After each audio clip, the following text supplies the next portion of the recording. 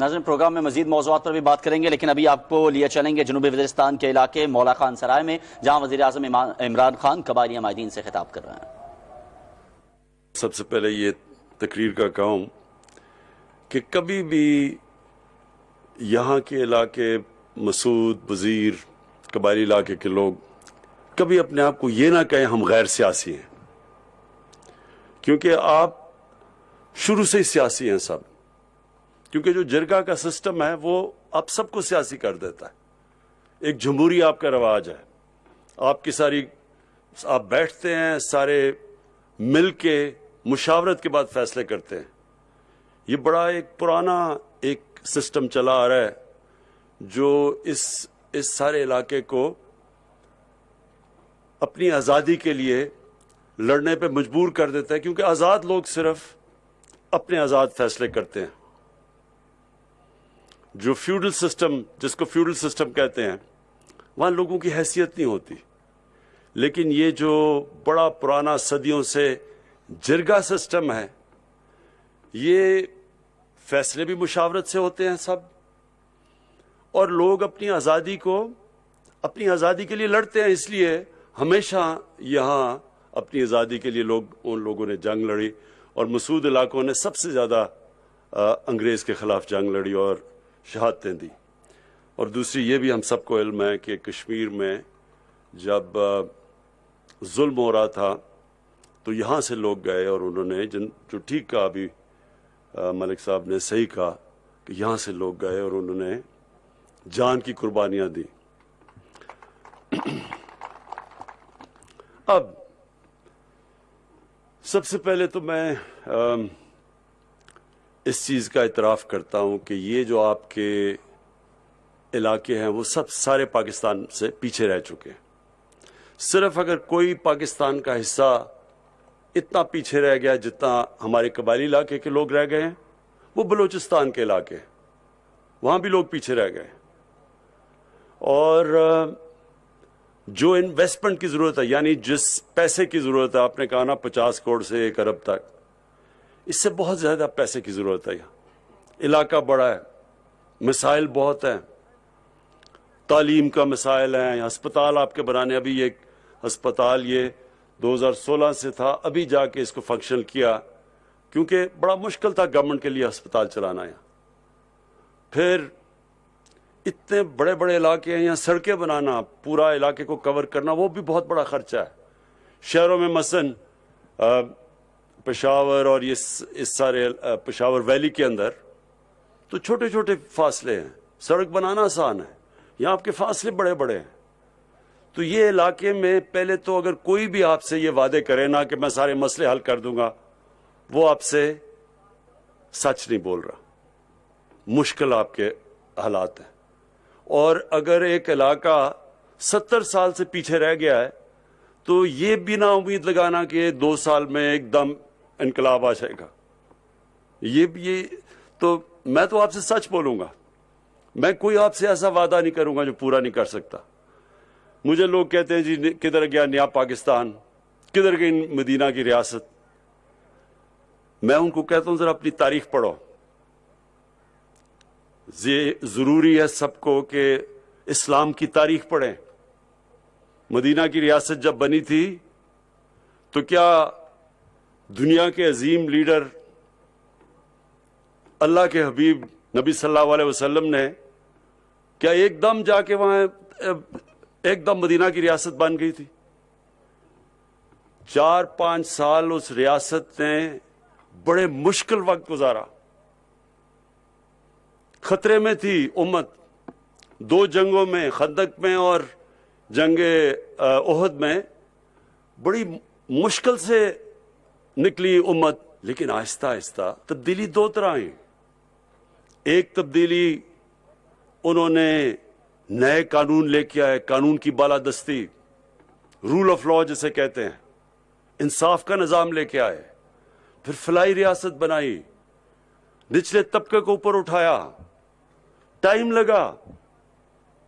ایک انہوں نے جو دنیا جس طرف جا رہی تھی بادشاہت کے اندر، انہوں نے رخ موڑ دیا، ایک نیا نظام لے کے آئے جس کو آج بھی مدینہ کی ریاست کے جو اصول ہے وہ ماڈرن سٹیٹ ہے. آج بھی وہ سارے جو دنیا کی ریاست جو ان اصولوں پہ چلنے کی تھوڑا سا بھی چلتی ہے وہ اوپر آ جاتی ہے. انہوں نے ہمیشہ کے لیے ہمیں بتا دیا کہ اگر ایک ریاست نے اوپر جانا ہے تو ان اصولوں کے اوپر چلے گی تو اوپر جائے گی. تو وہ ایک دم تو نہیں ہوا. وہ اصول انہوں نے بنائے, اس کے اوپر ریاست نے چلنے کی کوشش کی, مشکلات آئیں, اور پھر دیکھتے دیکھتے دنیا کی تاریخ کا سب سے بڑا انقلاب آیا. تو آپ کے سامنے وہ جدوجہد تو ہو رہی ہے پاکستان میں. آج وہ پاکستان میں وہ جو انقلاب ہے اس کی شروعات تو ہو چکی ہیں. اور اگر آپ نے دیکھنا ہے کہ کیسے شروع ہوئی تو یہ سارے چوروں کا ٹولہ جو اکٹھا ہو کے ہر دوسرے دن سڑکوں پہ آ جاتا ہے, ان کی جب آپ شکلیں دیکھیں گے اور جب آپ دیکھیں گے سب اکٹھے ہو گئے ہیں تو آپ کو سب کو مطمئن ہونا چاہیے کہ انقلاب آنا شروع ہو گیا پاکستان میں. جب ایک معاشرے کے سارے بڑے بڑے ڈاکو جو 35 سال سے اس ملک کو لوٹ رہے تھے وہ جب سب اکٹھے ہو جاتے ہیں اور پھر ایک حکومت کہتی ہے میں نے ان کو NRO نہیں دینا, جتنی مرضی بلیک میل کریں. جنرل مشرف, فوج اس کے نیچے, آرمی چیف, ملک کا پریزیڈنٹ, امریکہ اس کے ساتھ, ججز اس کے نیچے, نیب اس کے نیچے. اس نے انہی ڈاکوؤں کے سامنے 2 دفعہ NRO دیا. نہیں برداشت کر سکا, پریشر نہیں برداشت کر سکا وہ بھی. تو جو اصل تو تبدیلی یہ اس طرح آتی ہے جب ایک ریاست کھڑی ہو جاتی ہے اور کہتی ہے قانون کے اوپر کوئی نہیں. جو نبی صلی اللہ علیہ وسلم نے کہا کہ میری اگر بیٹی بھی جرم کرے گی تو اس کو سزا ملے گی, کوئی قانون کے اوپر نہیں ہے. تو یہ جو سارے چوروں کا ٹولہ ہے یہ کیا کہہ رہے ہیں کہ باقی چوروں کو پکڑ کے جیلوں میں ڈالو لیکن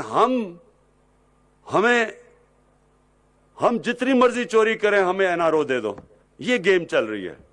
تو یہ جو شروع ہے یہ قانون کی بالادستی کی جنگ, اس میں انشاءاللہ جیسے ہم جیتیں گے اس میں اٹھتی ہے قوم. ایک قومیں تو ایسے بنتی ہیں, اگر قوم کا سارا پیسہ چوری کر کے باہر لے جائے کوئی, سارے بڑے بڑے چور بڑے بڑے محلات باہر بنا لیں, سب کے بیٹے 12 اربوں روپے کے محلوں میں رہ رہے ہیں, وہ اسحاق ڈار کے بیٹے, نواز شریف کے بیٹے, وہ شہباز شریف, سارے اربوں پتی بن گئے. کس کے پیسے پہ؟ آپ کے پیسے پہ.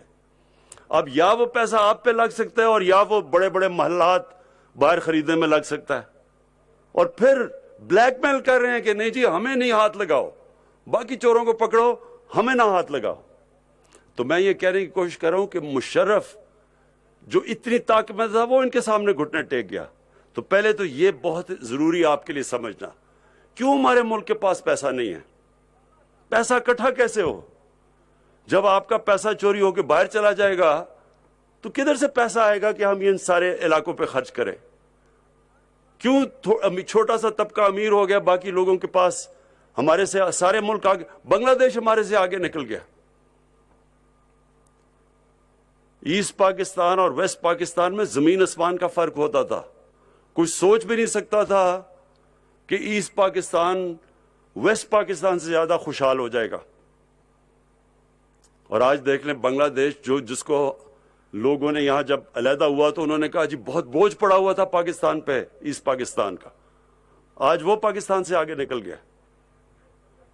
تو جب ایک ملک کے اندر بڑے بڑے ڈاکو ملک کی سربراہی کرتے ہیں وہ ملک ترقی نہیں کر سکتا, وہ خوشحال نہیں ہو سکتا. ایک آپ فیکٹری کے اوپر ایک ڈاکو کو بٹھا دیں, آپ کی فیکٹری بیٹھ جائے گی, وہ اس کا دیوالیہ نکل جائے گا. تو میں صرف آپ کو یہ کہہ رہا ہوں کہ ہم ایک مشکل حالات سے نکل رہے ہیں. آپ یہ سمجھ جائیں کہ ملک کا تاریخی قرضے چڑھے ہوئے ہیں آج پاکستان کے اوپر. ان کی وجہ سے ہم اس سے نکلنے کی کوشش کر رہے ہیں, ملک کو صحیح راستے پہ لے کے آ رہے ہیں. یہ مطمئن ہو جائیں کہ اللہ نے جو چیزیں, جو وسائل, جو نعمتیں پاکستان کو بخشیں, کوئی مقابلہ نہیں کرے گا ہمارا چند سالوں میں اگر ہم قانون قانون کی بالادستی. کوئی ملک ترقی نہیں کرتا قانون کی بالادستی کے بغیر. کوئی ملک نہیں ترقی کرتا جدھر طاقتور کے لیے قانون اور کمزور کے لیے دوسرا. کوئی ملک نہیں ترقی کرتا. اور یہ کس نے کہا تھا؟ ہمارے نبی صلی اللہ علیہ وسلم نے کہا تھا.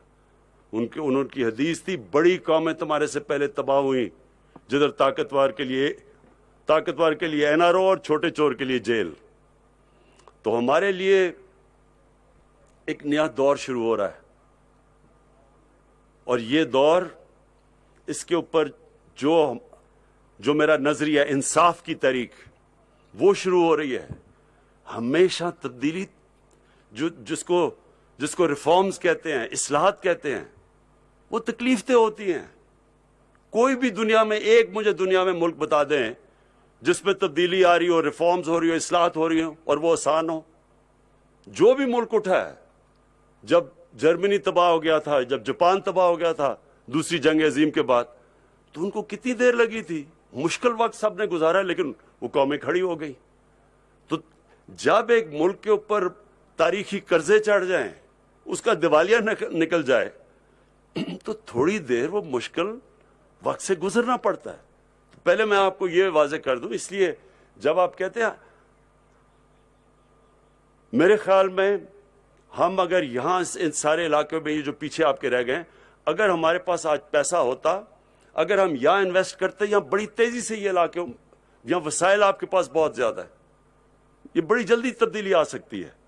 لیکن اس کے باوجود کہ ہمارے پاس اس وقت مشکل حالات ہے, اس کے باوجود محمود خان کو ہم نے کہا ہوا ہے بار بار کہ اگر اور کہیں سے بھی ہم نے پیسے کٹ کر رہے ہیں, قبائلی علاقے سے نہیں ہم نے کرنے. قبائلی علاقے کو ہم نے پوری طرح جتنے بھی ہمارے پاس وسائل ہیں ان کے اوپر خرچ کر رہے ہیں.